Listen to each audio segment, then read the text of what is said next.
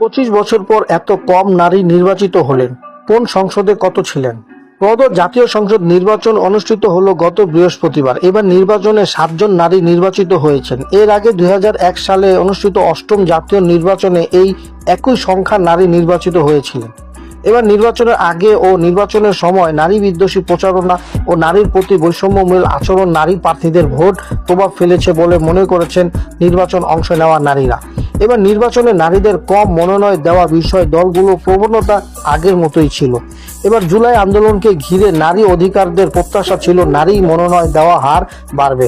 তবে নারী অধিকার কর্মীদের চরম আপত্তির মুখেও জাতীয় ঐক্যমত্য কমিশনের সঙ্গে আলোচনায় রাজনৈতিক দলগুলো 5% মনোনয়ন দেওয়ার বিষয়ে একমত হয়। তবে দলগুলো সেই অঙ্গীকার পূর্ণ করেনি। এবার নির্বাচনে যে 7 জন নারী জয়ী হয়েছেন তার মধ্যে 6 জনই বিএনপি, একজন স্বতন্ত্র।